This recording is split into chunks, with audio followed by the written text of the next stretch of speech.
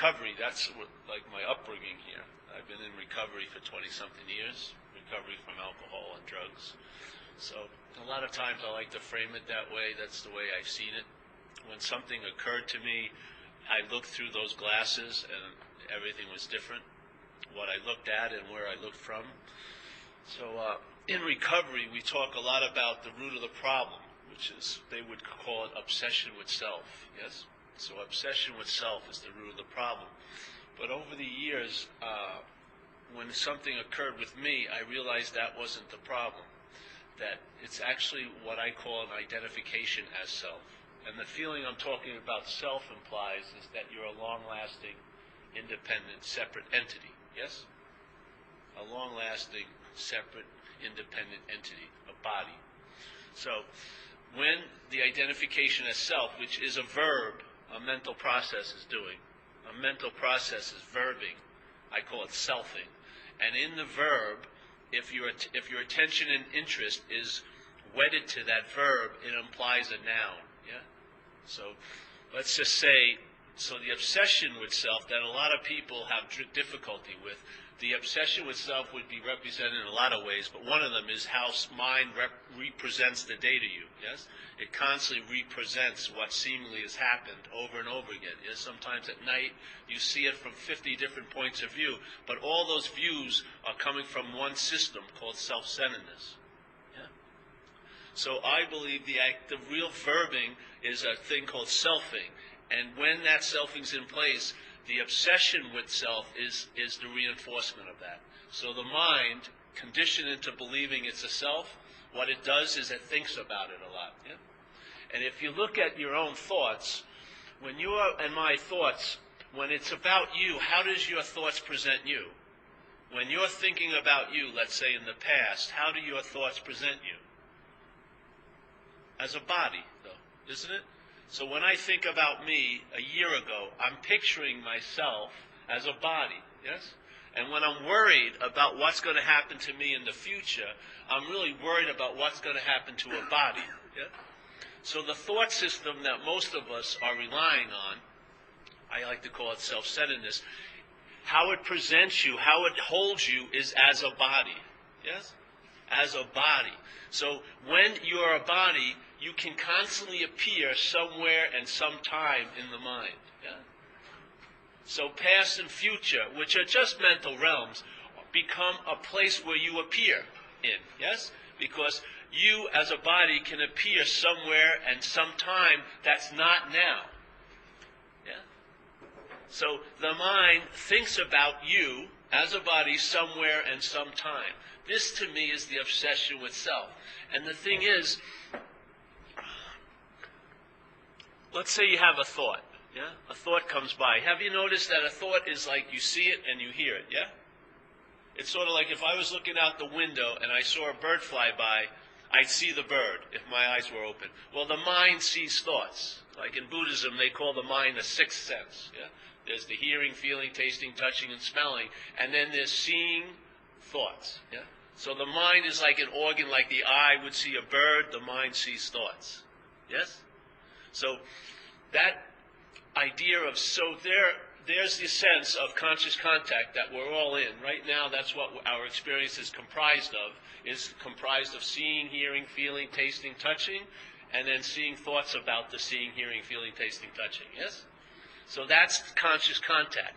Now, the first thing the selfing does is it claims the conscious contact, and now you become the seer. You become the hearer. You become the feeler. You and I become the taster and the toucher. And like Buddha was supposedly said, who knows what he said? It was like 300 years after he passed that they wrote stuff about him. But in Buddhism, there's a beautiful statement by Buddha, which is, he says, when seeing, see. When hearing, hear. When feeling, feel. When tasting, taste. When touching, touch. Yes? Or smell. It's so beautiful because that's the conscious contact. There's seeing, hearing, feeling, tasting, touching. Now, the mental process that produces the sense of self, and you and I are a production of a mental process. When you were a baby for the first few months, you did not have a sense of a self. Yeah? You didn't have a sense of an other or a self. We grew into the sense of being a self. Yeah? It's a mental process that produces the product of feeling like you're a self. That's why it's called selfing. So here's this mental process. One of its first movements in the mental process is it claims the conscious contact. Instead of just witnessing or being aware of the seeing, hearing, feeling, tasting, touching, of the verb of being here, it says, I'm the one who's seeing, I'm the one who's hearing, I'm the one who's feeling, I'm the one who's tasting, I'm the one who's thinking. Yeah? So now the conscious contact, which is what brings us a life, is now claimed as a body doing it. So the verb of living, the verb of being, which is all I believe is happening here, is all verbing, the mental process starts sticking nouns in there. And the first noun is really incredible. It takes the claiming, if you want to call seeing, hearing, feeling, tasting, conscious contact God, it plays God with God. So the godliness of seeing, hearing, feeling, tasting, touching, the mental process claims it and says, I'm the seer. I'm hearing. I'm feeling. And as soon as it claims a seeing or a hearing or a feeling, it immediately selfs like crazy about it. I didn't want to see that. I would rather see something else. I wish I didn't feel the way I'm feeling now. I wish I was feeling like the way I felt then. And I'm hoping that in the future I won't feel like I'm feeling now. All of this is selfing. And you know why? And it seems very difficult to break the attention and interest from it. Why? Because the attention and interest goes to whatever you believe to be is you. If you take yourself to be a self, you're going to be exceedingly interested in you as a self. It's simple as this. We use it all the time. Let's say there's a room over here and there's a woman I'd like to have let's say, a biblical relationship with, yeah? In that other room. And I don't want to really ask her out because I'm afraid of rejection, so I want to see her to have my bet hedged. So I'm trying to listen to what she's saying because I'm hoping she's going to talk about me, yeah? Because we're all self-centered. So here I am sitting here, and I'm supposed to be doing a talk, but my attention and interest is way in that room. Like X-ray, like Superman. I'm trying to listen to this conversation. And people say, hey, Paul, you're supposed to be doing this talk. And I agree with you, but I can't seem to help myself, yeah? Because she has a very big meaning for me. She's going to save me. She's going to have my first child. All this meaning makes it very important that I hear what she has to say. Someone comes by and throws a book, How to Lose Interest in Conversations in Other Rooms. I page through it. Doesn't seem to work. I put the book down. And then I'm still listening, and suddenly she starts talking. And she starts talking about Matt. Now, my name is Paul, yeah? As soon as I hear that she's talking about Matt, what happens? I lose interest immediately in the conversation. Yeah? I do not have to take a workshop on how to lose interest. I don't have to go on a retreat. As soon as it's not about me, yeah, I lose interest. This is exactly what happens with selfing. The whole reason why your interest and attention is bonded to the idea of all that mental activity is because there's a belief it's you. Yeah? Once you entertain it's not you, you lose interest in it. And you do not lose interest, you lose interest in something. Yeah? You don't lose interest. Interest and attention, if you really believe what's living here, it's more your interest and attention than the body. Your interest and attention is what brings about a life. Yeah? So when that's broken from the obsession with being a self, yeah, your interest and attention leaves that black hole of selfing, or like for us, most of us, we're up the ass of self, yeah, really big. Our interest and attention is just way up there. So that pops out, and when it pops out, you're awake suddenly. And you feel what it's like to be here, which is there's a presence, yes? Because the word isn't past and futurance, it's a presence. The only possibility of the presence is presence, yes? And you feel it, not even immediately, that would be too long of time. It's just instantaneously, because what's so is always so. It's timeless, yeah? It never wasn't so, it's never gonna be so. It's always so, yeah? So the solution has nothing to do with any process or practice, because that's of time, yeah? And if you look at how people talk about a spiritual journey, what goes on a journey? A body. Yeah? What goes on a journey is a body. Spirit does not go on a journey, because where was spirit starting from, and where wasn't it the whole trip? There's no way you can locate it because it's formless. Yeah? So most people, their mind's telling a story about a spiritual life, and it just sounds like a body traveling. There's an identification as a body, and if a body tries to get spiritual, it's pointless. Yeah? It's the recognition, I'm not that it doesn't become an experience, spirituality, it becomes a state. Yes? With nothing, see, if it was based on you, you'd never get there. Yeah? You'd be always moving the goalposts. Your mind would play God. We talk in recovery, the biggest dilemma in recovery is to quit playing God. It doesn't work. Well, how does your mind play God? Doesn't it tell, when you want to know God, who tells you how good you're doing? Does God tell you, or does it you tell you? Yeah? Who tells you you're getting close? Does God? Yeah. And who is it? So here's God, who's supposedly everywhere, and you don't like the word God, just, whatever you want to use. But who's going to inform you when you know God? Is God going to inform you you know God, like as if he can overpower you? Or is it you that informs you if you're getting to know God? Which is the God? What's playing God then? You or God? So the whole point with the idea of being a self, as soon as an object is taken to be a subject, yes, then everything else gets thrust into a position of being an object to this subject. That's why enlightenment, the way people entertain it at times, or read it or think about it or hold it when they hear it, it's as if it's an object that you're going to get. Yeah? That I'm, as the subject, I'm going to get this object called enlightenment, and it's going to give me, as the subject, an advantage. Yeah? So I'm going to be enlightened, or I'm going to be awake. Yes? So it becomes an experience or something that you can get. Yeah? And if you can believe you can get something, you will definitely lose it. Yeah? Because as soon as you become the subject and everything gets thrust into an object, you become the dualism in duality. Yeah? You become the dualism in duality. So if you believe that there's an object called enlightenment, then it's definitely not where you're at. And therefore you have to take a journey to arrive there. And even this idea of being a non-seeker is the same thing as being a seeker. It's an identification with both. Yes? So the point for me was, when I've lost interest in the idea of being self, I saw it as a foreign installment. Yes? And when it's seen as a foreign installment, the first thing the mind can entertain is that it can be free from it.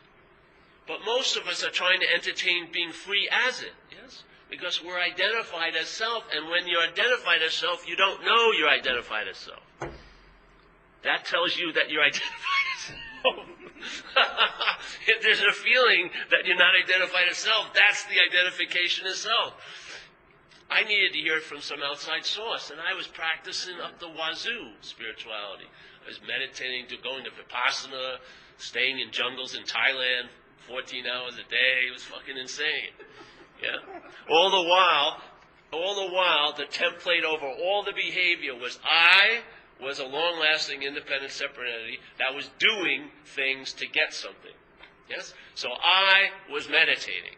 I was the subject, and the meditation was the verb, and the object that I was meditating on was, let's say, breath. Yeah? This is like...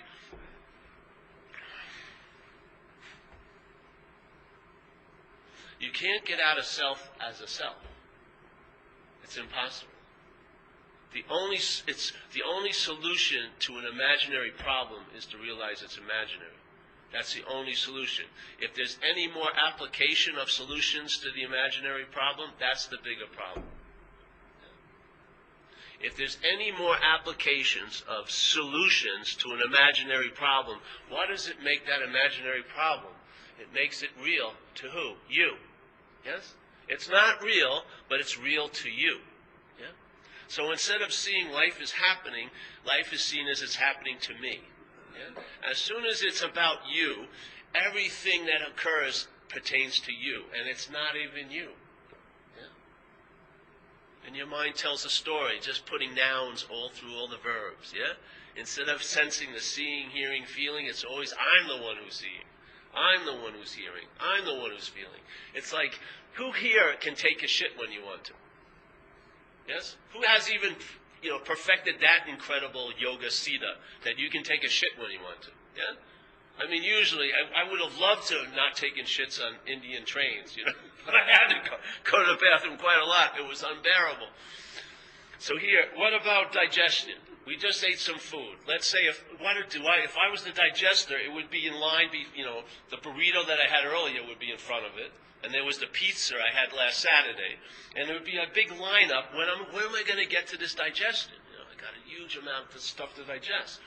Or I'm pumping my heart. If I was in charge of that, I'd be dead, yeah? If I was I forgot, Jesus Christ, that's it. I missed it only once. It's done. Or the blood circulating in my body, yeah? But the head, you have a feeling it's you doing it, isn't it? Isn't that the feeling? Isn't it the feeling? And can you imagine let's say there's these grosser activities. I usually use an example. I probably won't now. I don't know you well enough. I really won't. But there's these grosser examples of the bodily functions that you have absolutely nothing to do with, yet when it occurs, you think you're the one who took the shit. Yes? Yeah. But here, that whole idea is raised to the level of a very subtle level of thinking, and you actually believe you're the thinker of the thoughts?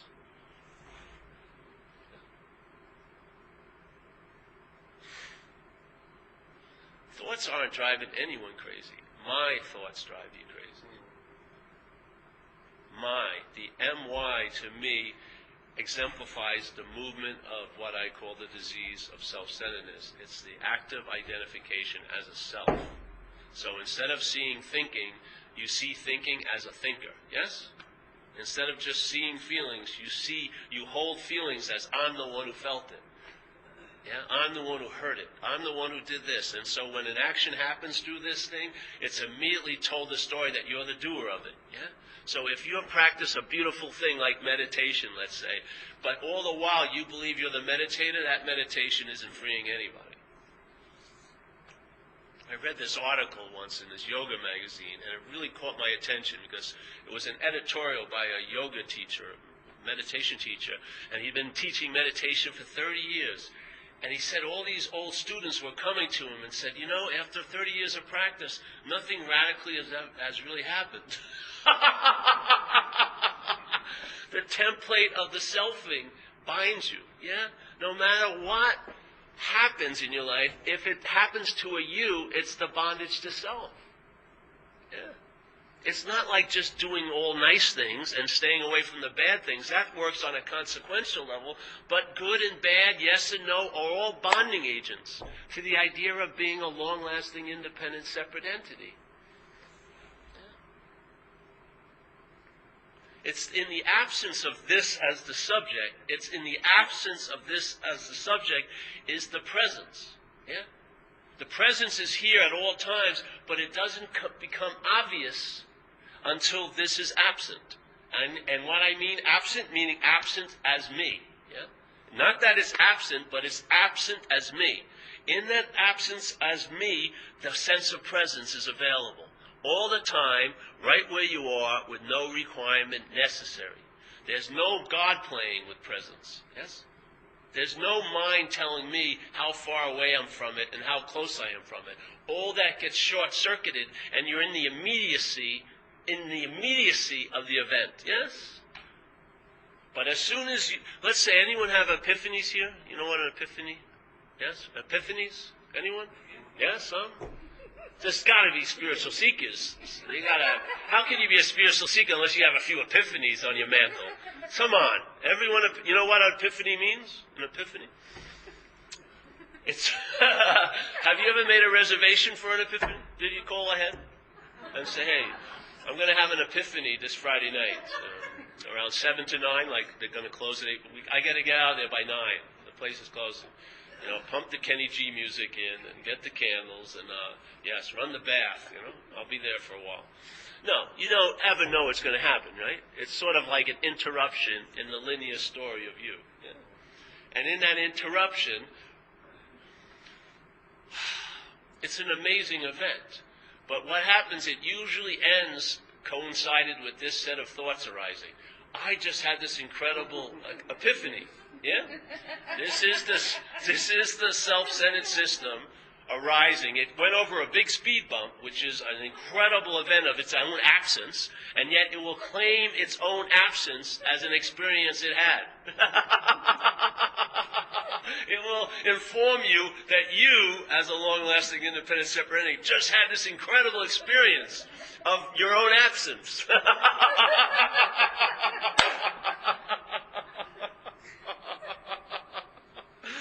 Oh, that's amazing.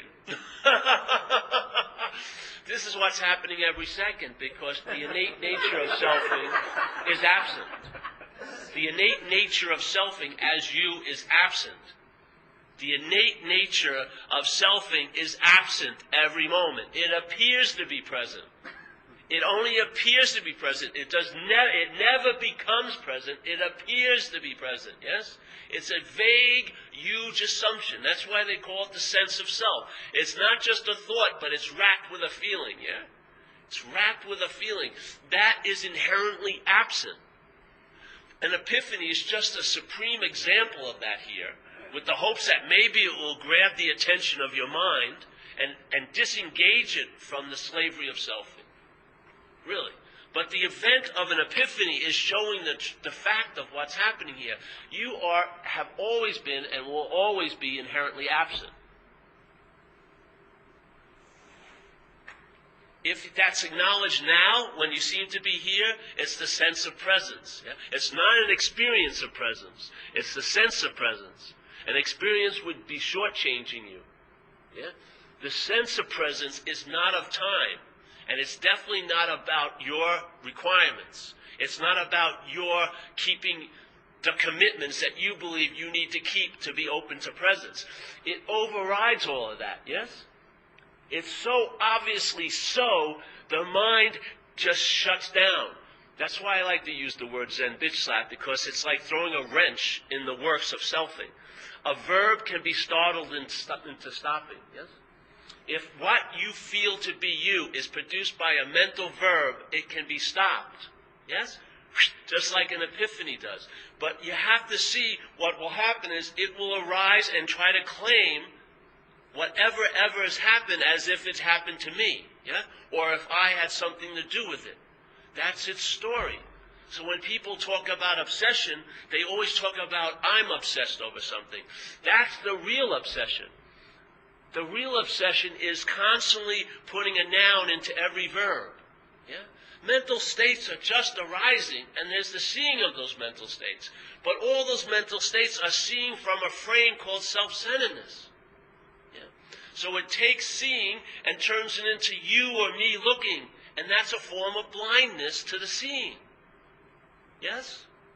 It takes seeing. It cannot do anything other than claim it, because it's not going to stop the seeing. It cannot alter the fact of consciousness being in contact. It cannot. So it does the next best thing. It claims it, yeah?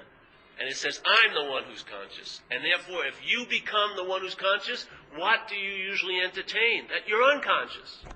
Yeah? But if consciousness is all there is, and then its appearance here can be conscious or unconscious, where would be the best place to rest? Not in the shifting appearances of consciousness, but in the consciousness itself. And you cannot rest in that as a self. The only thing a self can do is be conscious or unconscious. It's an interpretation of the state of consciousness. It becomes something that's determined by what you do or don't do. So selfing plays God with the state of God. When seeing this, when you see this, and you're not that, that's what you are. You're the seeing. So when I see what's arising and I'm not that, there's a recognition, I'm not that, that's what you are, is the seeing what I'm not. Yeah? The only way you can be what you are here is seeing what you're not. Yeah? What you are is all totally complete. But here, you can have a sense of what you are by seeing what you're not. Yeah? But if the first object becomes the subject, you'll be seeing from what you're not. And you'll never see what you're not. Yeah? No way. No way. You can never get behind consciousness. You are never conscious. You cannot become prior to consciousness. It's a mental manipulation. It's a story. So the verb that is so verbing, it's like the ultimate noun. All movement, when all there is movement, it's stillness, yeah? This little idea is the getting behind it and say, I'm the one who's seeing. I'm the one who's feeling. Yet you can't even shit when you want. But you're claiming the act of existence and being as a verb you and I are doing. Unbelievable. You don't see the bonding quality of that?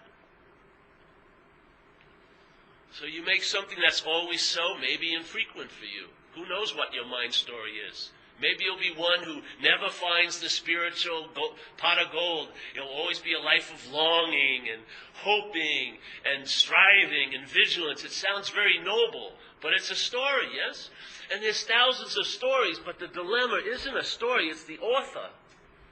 The author is where the bondage occurs. A story is a story. If someone comes over your house and tells you a really woeful story, don't you have an innate immunity to it? Because it's not you? No matter how juicy it is, you really don't get so absorbed in it as they are, because it's not your story. Can you imagine if the mind's activity was held the same way? It is not me. Your interest and attention would leave. And I don't know where it would go. You'll find out. But I noticed for me, it's created a sense of traveling lighter. Yeah. The terrain of my life is going to be whatever it's going to be, but I travel lighter now. I is a weird thing to say, but there's a traveling lighter over it. I'm still going to have, sickness if I'm supposed to have sickness and get jobs or get fired, whatever. But the travel lighter. Yes.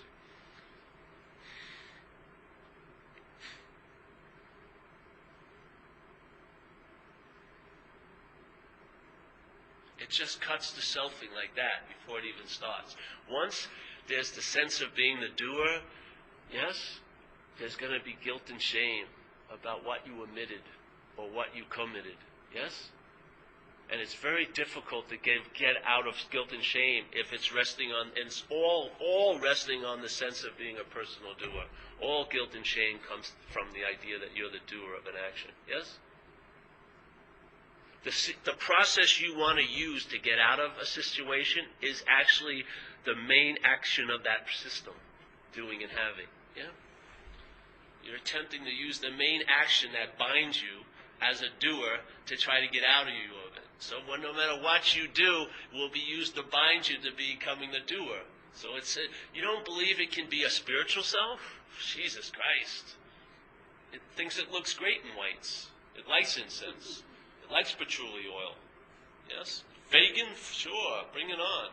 Yoga postures? Yeah.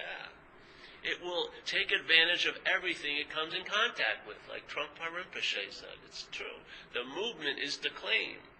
That's its movement, because it doesn't have a life, so it takes the life that's available.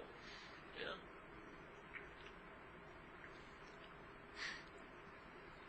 So when I was introduced to this, it was like I was in the middle of a town hall, and my pants fell down. And I was really trying to pull them back up, but I couldn't find any place to hold on to. So I just got used to having my pants down. And it was wonderful. Instead of grabbing a new identity, I just couldn't. It's sort of like, here you are, grabbing, and you think that's what this does, but when you can't grab, they turn into wings, yes? They have a totally different purpose than you've given it to them. Yeah? And knowing is the booby prize here. Jesus Christ. I know. It's all about finding out, isn't it? It's like the level of Zen mind is the highest level is I don't know. It's about finding out. I know is a mental security. So in the morning you wake up and you think you know what the day's going to be. Isn't that playing God? You think you know what you're like, what you're going to be like, what they're like, what's going to be like. It's pontificating constantly. It's like, And yet there's a belief in it. It just plays God, and it produces false evidence that appear real to you all day. Isn't it? False evidence, that's what the acronym in recovery for fear is. False evidence appearing real. Now, false evidence can never be real, but it can appear real to you. Yeah? It cannot appear real. It appears real to you. The you is the main ingredient. Yeah? Not the false evidence appearing real. It has to have a you to appear real too. Yeah? Yeah. If you're not that, see what happens to the system of fear provocation, how it gets produced all freaking day. And most of our fear isn't even fear, it's mental anxiety. Yeah? It's being produced by you thinking about what's not happening. Isn't it? Most of the fear we call fear is mental anxiety. It's actually not happening right now. What's the difference? The fear is a valid emotion in the body, provoked by a situation now that's taken as a threat to the survival of this, yes? It's made, but that's the basic stock version of traveling as an action figure, yes? But the mental anxiety is produced out of nothing, if you notice. You could be sitting here, and there's no threat right now, but you may be flipping out. Because you're not responding to here and now, you're reacting to what's not happening. Yeah?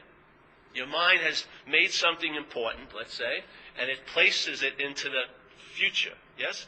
And then its opinion is you may not get that, and it's really important that you do get it. It's going to mean everything in your life, let's say. And therefore, when it puts this little object in the future, it starts thinking about it now. Yes?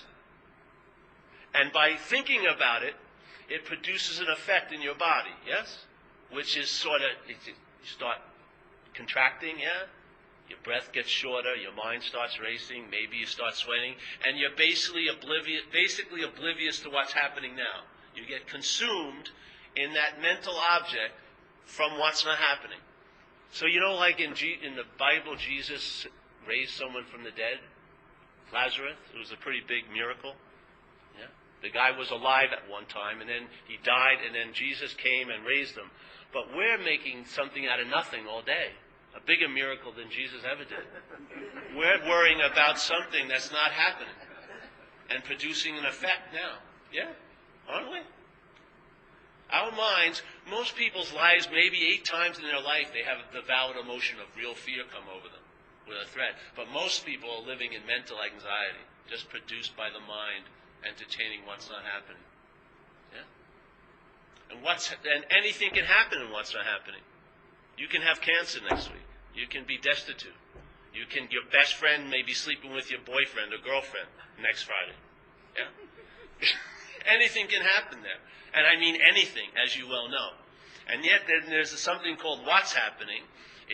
It only has one little difference between what's not happening. It has one ingredient what's not happening doesn't have. And that is it's happening. Yes? You may not like what's happening, but it is happening right now. Yeah? That is the basis of immunity to what's not happening. But if you're living in a present that is not happening, which is a mental presence, yes, then you are fully engaged in there with never a sense of being here, and then false evidence appears real to you. Yeah? So what's not happening overrides what's happening most of the time. Yeah? And so here you go. So let's say, can you imagine if someone was like a professional therapist and he dealt with what's not happening? How long would he have a job? The first thing he could say to the person, hey, you know what all your worries about? It's not happening. Wait a minute. I spent an hour. I want you to listen about what I'm worried about. Well, it's not happening. Wait a minute.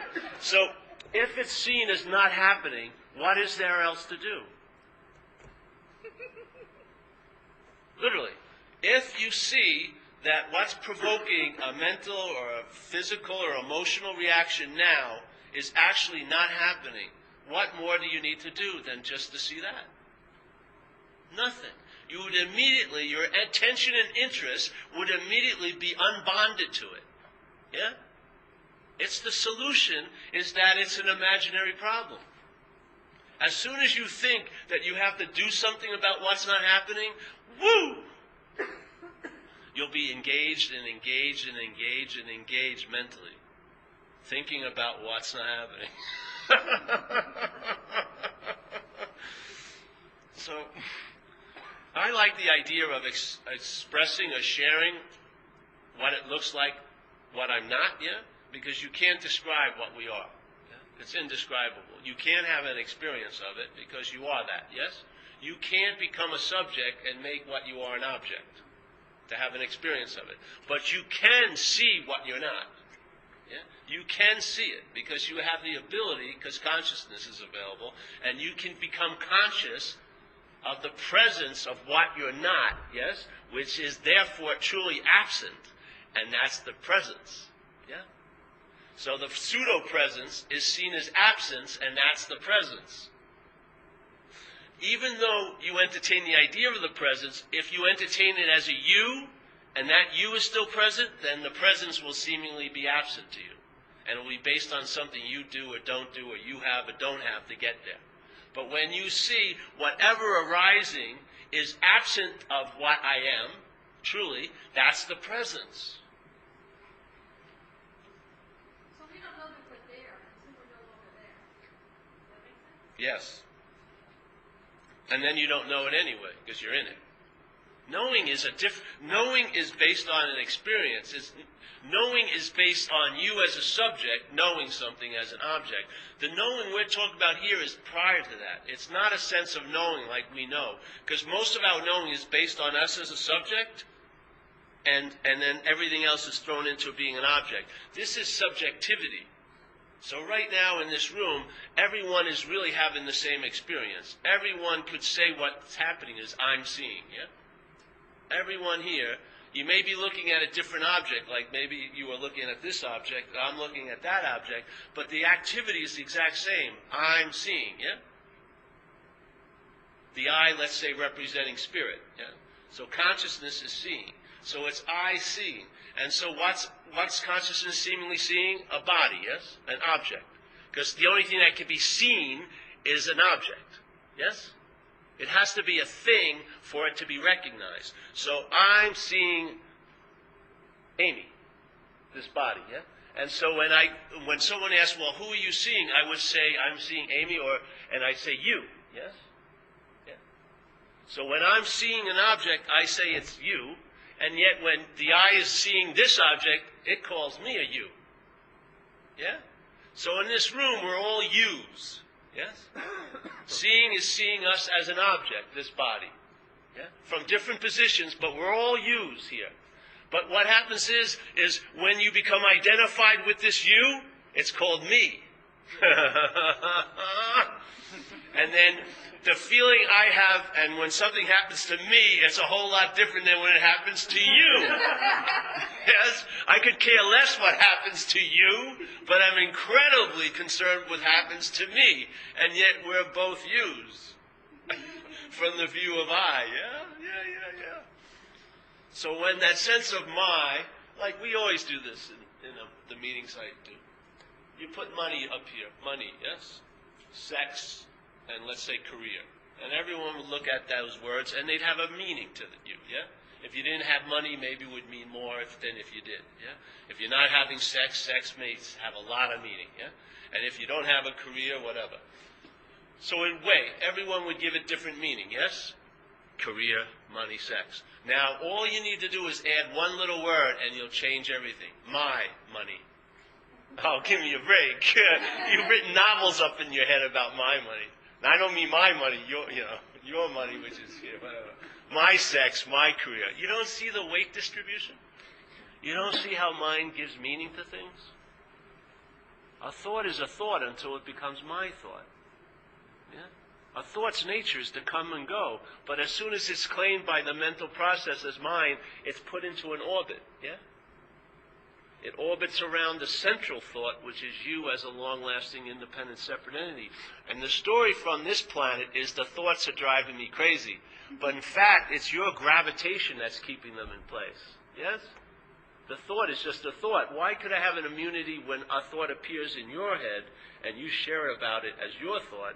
Yet the same thought, if I'm holding it as mine, has a huge effect. It's not the thought, obviously. We're having a subjective experience here. What is that but the distribution of meaning? Yeah? Your apparatus is giving meaning all day to things. All day to things. And the way it conveys meaning to things is my. My. You believe the thought is bringing you a meaning, but you inject the meaning, not you, but the mental process injects the thought with the meaning, and then the mind opens the thought up and you think it's from somewhere else. But you projected it, yes? You're conditioning. You don't know what the idea of being Paul means. You have thousands of old ideas up there, tons of conditioning, memory upon memory, coming up with weird opinions and ideas. And as soon as a thought is seen as yours, those download into the thought. Yes. They download into the feeling when it becomes my feeling. They download into the bodies that are in your life. They download into this body. When this body is my body, holy cow, how many thoughts have been about your body? How many thoughts have been about you this lifetime? How many? Hundreds and thousands of them. Yes? Every one of them with added weight. It's like if, let's say, a thought weighed an ounce and you had, let's say, 1,000 thoughts a day, which they say, some research says you have 70,000 thoughts a day. Let's say 1,000, okay? So each one of them weighs an ounce. So you have 1,000 ounces that you're traveling with every day. Now, you've been traveling with it for quite a while, so you're used to it. When you climb up a mountain, it feels okay, and because it's sort of like, yeah. But then let's say, if the thought is my thought, it weighs a pound, yeah? Now see how you travel with 1,000 pounds. It's going to be a lot different, yes? The my is the identification as the thinker, or they're about me, is the bonding agent. It's what's weighing you down. It's like how many people today went to a cafe and you heard someone complaining about the effects of gravity. Yeah. Jesus, gravity really on my right shoulder has really been heavy today. I see it's been bothering you. You're dipping a little bit. And then we'd have a big conversation about the effects of gravity. Not one of us ever feels the sense of gravity. Yes? Because we've been always feeling it. It would be only by its absence would you know its presence. Yes? The same thing with presence. It's only by this absence as being the one who's present is how the presence is revealed. Yeah? You don't know gravity until you have an absence of it. When you go into one of those places and then you realize, Jesus Christ, there's this pressure constantly on this body all freaking day. That's why it's harder to go. It's easier to go down than to go up. Yeah? Same thing. When this becomes absence, then you have the true sense of the presence. Yeah? But as long as this is being occupied as you, the presence will be a thing to you, an idea, an experience. Maybe an event, but always have time as a constraint. Yeah? You always will not be everlasting. It will be something that happened, and you'll try to find out how it has something to do with you. What did I do? Have you ever noticed when people think they've had an epiphany? They try to do the exact same thing. They go back to the same hotel, and they eat the same peanut butter sandwich, and they listen to the same Kenny G music, and they think, okay, where's the epiphany? They can't seem to produce it, yes? You can't produce it by doing and having. Why? Because you're there. You hear about this great party. As soon as you arrive, it sucks. That's what happens every day. You want to be there to get it, but that's not the way it works. Every one of us are just putting our foot down on a spiritual turf, and I'm not going any farther. I'm going to be there when it happens.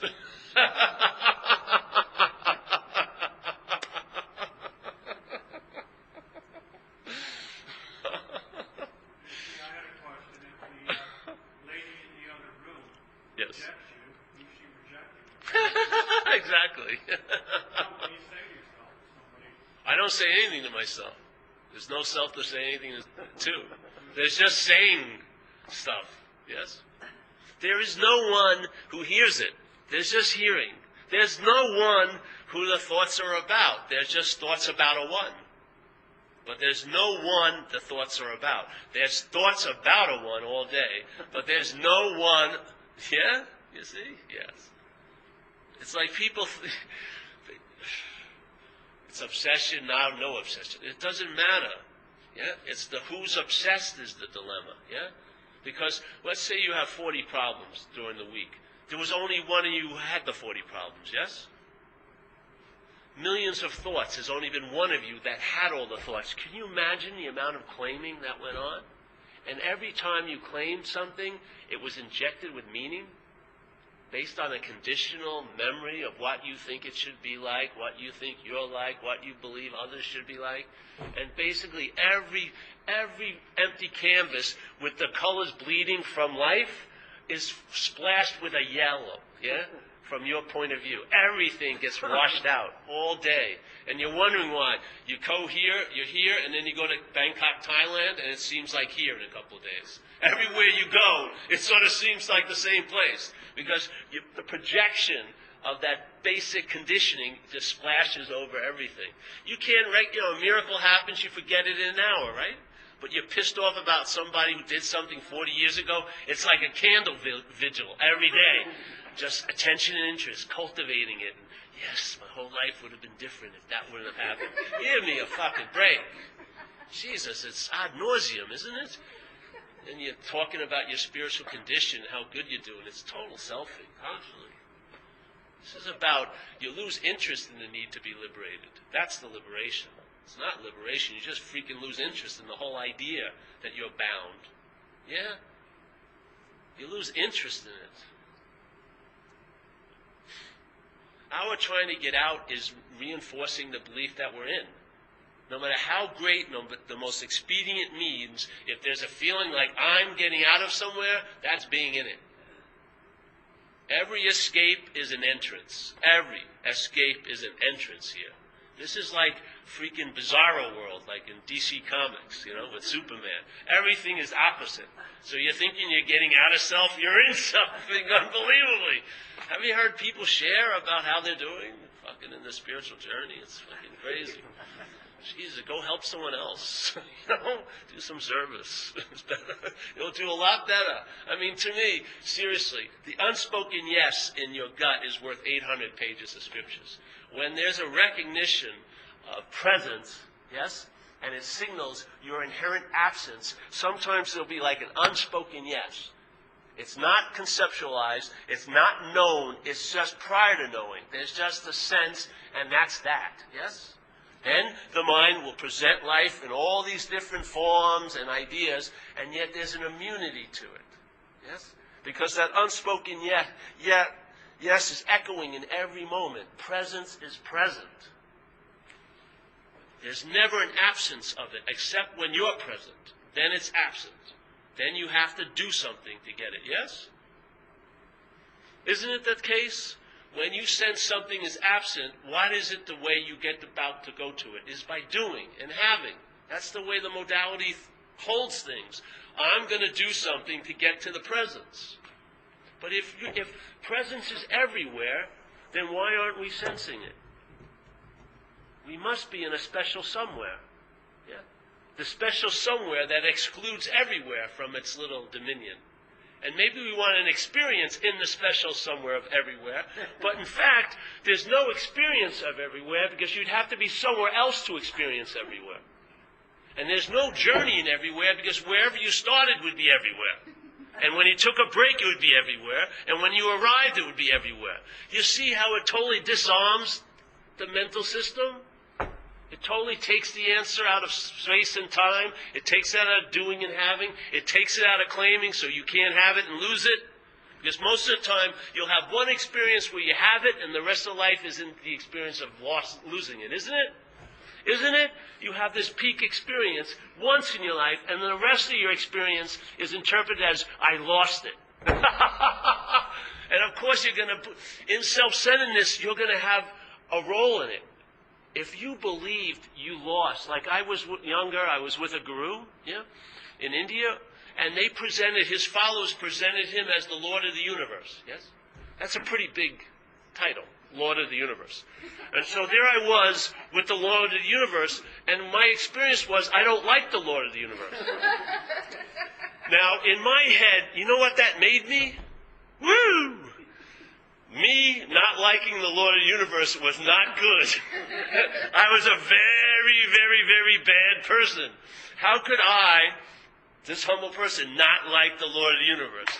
I went through 5 years of hell. I used to plan on how I could kill him with like a dart that wouldn't show up the effects until he's 50 yards past the parade. I was just trying to get him out of my life because it was driving me freaking crazy. I wanted to leave, but I wouldn't let myself leave because he's the Lord of the universe. This is insanity. This is what mind does. It takes something that's ever present all the time and it changes it. It makes it into a thing. So now you're hearing this thing about nothing and your mind makes it something. So nothing now for most of us is something. It's another fucking idea. This is recognizing the system has failed. It's a failed system. Yes? I can never get out of it as the system. And I'll tell you, if the thought process is producing the sense of self, there's no self outside of the thought process. There's no place you're going to transcend to. If you transcended the system that produced you, it's an impossibility. You only appear in the mental process. Cats aren't seeing you as a self, I'm sure. Trees aren't, oh, there's a self, go by. Yes, that's a long-lasting independent. I do not think so, yes? You're the one that takes yourself to be yourself. All there is verbing, verbing, verbing, verbing, verbing. Yeah. There's no noun to be found. There's no noun that's doing the verb, and there's no noun that's being done to by the verb. It's an appearance. It's a trance-setting activity of mind. Yeah. And if it's a verb, it can be startled. That's why we call it a pause, a P-A-U-S-E. There's pauses available at all times. Yes? Something can cause a pause in that linear story of being you. And then there's a big gap. And in one moment, at one time, maybe instead of emphasizing the story about an experience of that gap, you'll sense that gap as you. Yeah? The emphasis will shift, and then the ball game's over. Then the foreground of all the things and all this being important to you as a thing gets shifted to the background, and then the presence that was the background becomes the foreground. Just a simple shift of emphasis. The mind leaves the coordinates of self-centeredness and opens up and has a big, big vision. Yeah.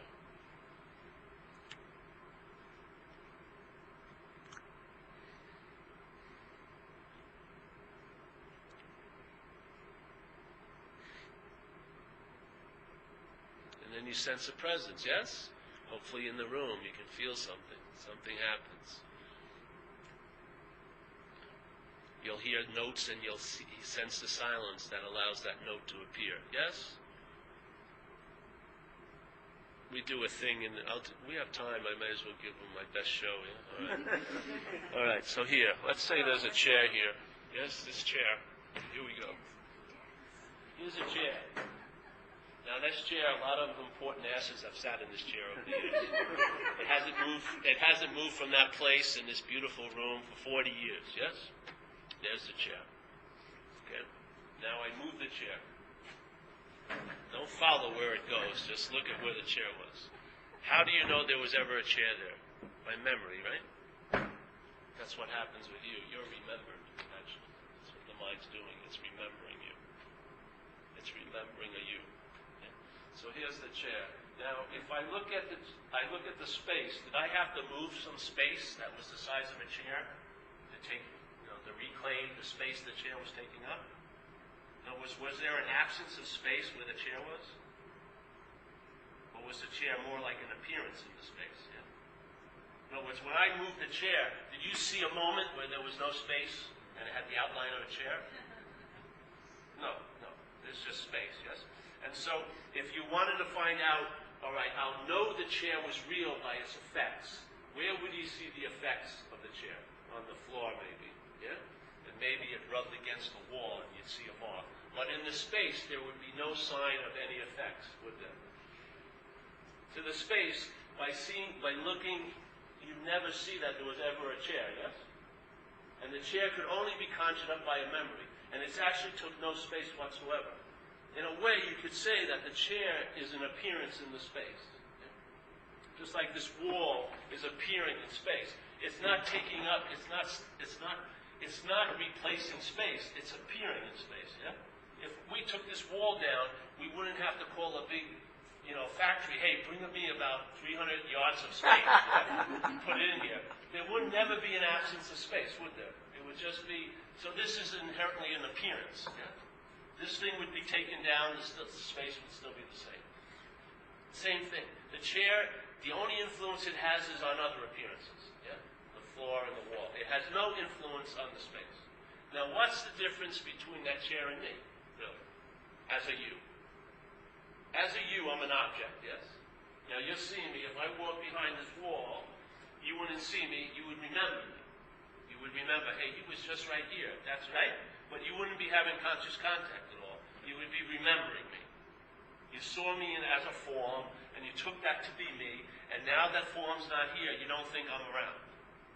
But this form, can I grab the space? No fucking space. Can I grab it? Where's the neck of space? I'd love to strangle it. Really, yes? I can't really affect space whatsoever. It's like, we are really like space, or let's say open sky. Yeah?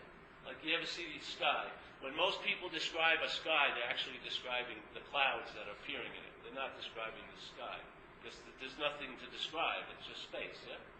And if you look at the space, when there's a storm cloud and it breaks and rains, where does the wetness manifest? On Earth, yeah? It doesn't wet the sky, basically. You don't see the sky wet, do you? It comes here and then wetness here.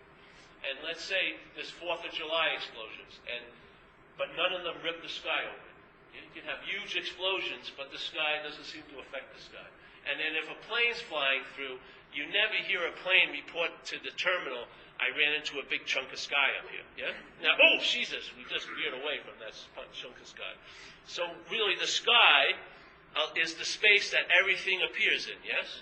But what appears in it has no effect on the sky, does it? It has no effect. It appears in it, but it has no effect on it. So in a sense, mind to me is like sky-like, yes? Or let's say spacious. And all of this is an appearance in that space. But it has no effect on the space. It's not taking up any space. It's just an appearance in the space. So the medium of space allows us to have an experience here, yes? Of things. But the things are not doing anything at all to the space. In other words, they have no effect. Therefore, they have truly no relevance in regards from the space's point of view, yes? That's what the immunity is like. The immunity itself is like that. You have a sense of being the sky instead of the clouds. You have a sense of being the sky instead of the noise of the explosions that provoke a fear that, I'm going to get ripped up. All that stuff shifts dramatically because your sense, your attention and interest is resting on the sky-like quality of mind instead of the appearance of mind. And God forbid, to put one appearance of mind as the one who is the subject is very, very intense for the poor body operation. Yeah? The poor apparatus just gets totally weighed down. Can you imagine? You ever see when you were a kid and you looked at a bug and you got a magnifying glass and all you want to do is look at it closer, but you end up burning it, yeah? Because of the sun hitting it. Our minds, to put all this mind attention on a body as you, it's way too much juice, really.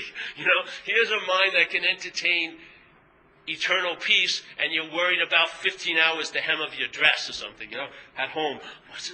Did they notice my pants were too short? On and on. It's incredible. You know what I mean? He could be entertaining peace, but you're entertaining, is my zipper down? Whatever. Jesus Christ. But if you think it's about you, there's going to be tons of interest around it. It's like, it's going to be very difficult to unwed your interest and attention to this body if it's taken to be you. I'm telling you. It's a fucking impossible activity. But when you realize it's not you, you'll lose interest in it. And then your interest and attention will be free range, so to speak. It'll just go where it goes, and you'll find out about life instead of knowing about it. Yeah? You'll find out about it. You'll find out how it feels when instead of knowing. I know what awakeness is. That's a booby prize. Finding out what it's like every day is cool. Eh? Yeah. So, any questions? No? Stunned into silence. I love it. Yes. Cool. Oh, Jesus. The window was closing. You just got in at the last second. Now, you know how you're saying, like, as soon as you heard the girl talk about somebody else, that you're no longer interested in that? What if you would continue to be interested in that? It's still not you. Interested, no matter how much interest you have in something, it doesn't produce that there's a you that's interested in it. Yes? They're just different degrees. Yeah? There's a little bit of interest, a lot of bit of interest, but none of it implies truly a you. Yeah? Just entertain you're not that and see what happens. Yeah? Find out. See, I found you'll know the problem by the solution. It's the only way to really know the problem is by the solution to it. Yeah? You start traveling much lighter and then you're onto something. I found in my own procedure, if you want to call it that a lot of the trance is based on interest and attention. And that interest and attention is wedded to whatever you think you are. That's what it is. It's very difficult to break that focus beam by still being that object it's focused on. Yes? It's very difficult to break it. If you're not that, it gets freed. Yeah? And then the interest and attention will like sort of seed your life in a different manner. Yes? Yeah. Yep. You know, like the 7 chakras? I've heard of them. Well, the 6th one's the third eye. Yeah. It's the one from the top, which is, and I remember you were talking about playing God earlier. And I'm curious, because I see a kind of fine line between playing God and then developing a sense of intuition. And what would you say, how do you know, like the universe leads you into a direction based on this third eye that you develop? So when you do something, you have a feeling that it's the right thing to do. But how do you know that that's just not you playing God? So where's the fine line between your third eye and playing God? Because any playing doesn't imply a you. Yes? So when there's a seeing of playing God, if there's a seeing of playing God, there's never a you that was playing it. So mind can be playing God all at once. It's the sense of being the you that's doing it is to me the bondage. It's not the activity of mind. It's not whatever's happening. Is secondary to if it's happening to you or from you. That to me is the initial place to look, not what's happening. There's playing God. That's what the mental process does. But part of it's playing God. It creates a sense of being someone who's doing it. Yeah. And of course, if there's someone who's doing it, you may have a strong feeling you shouldn't be doing it, and then you'll play God about that. Oh, there'll be a playing God about that. Yes. And the selfing just geometrically progresses. Yeah. Yeah. But if you just see things see, whatever arises cannot possibly be you. Whatever can be seen isn't what's seen. Yeah? Whatever can be seen is not what's seen. To truly see something is to see that you're not the one seeing. To truly see something is... Yes, definitely. The seeing is always happening, but if there's a feeling of a one seeing it, that's a form of looking, and that's a sense of blindness, really. That's how we stay blind to the seeing, is the seeing is claimed to be a someone looking. That's how it is. It can't get rid of the seeing, but it claims it. It turns it into a form of looking, let's say called self-centeredness. So it piggybacks on the seeing, but you don't see the seeing because you're engaged in it's sort of like a painting that's been painted over. There's like a masterpiece underneath. But when you look at the painting, you see like the howdy-doody face that's been painted over it, yes? So there's the seeing, but most of us are in a movement of mind called self-centeredness, which claims the seeing and turns it into a form of looking called self-centeredness. In other words, it's a form of looking that whatever is seen as how it pertains to you. Yes? This is incredible self-centeredness, yeah? So it's a working system. But all systems rely on the seeing. There's no life without it. There's nothing that could occur without the seeing. Yeah? So what it does is it claims it. Yeah? By producing a sense of being a you that now does or does what always is so as a verb, yes? I'm doing something and I'm really conscious today, yes? And then I did something yesterday and I'm really unconscious. That's like taking consciousness and making it into a verb, as the noun, yeah? Yeah, you see it? In the seeing of it, that you're not seeing from it, and you'll get a hit on that, yeah? When you're seeing something, there's a very, very deep understanding in your gut that I must not be that if there's a seeing of it, yes? When you're seeing from it, there's a... If you're seeing from it, it's like there's... You believe the second knot is the first knot, yeah? You're not... You believe everything starts here, which is not the case. Nothing started, yes? Here. There's all going on. Selfing, verbing, everything is going on, yeah? There's no noun to be found. It's the noun, it's like we're saying, for something to swirl around something, it has to be a something. Once there's a noun made, the water that seems to be flowing can start going around it, yes? Just like barnacles we talked about last night. The barnacles of old ideas and deep mental grooves and habits may be driving supposedly you crazy.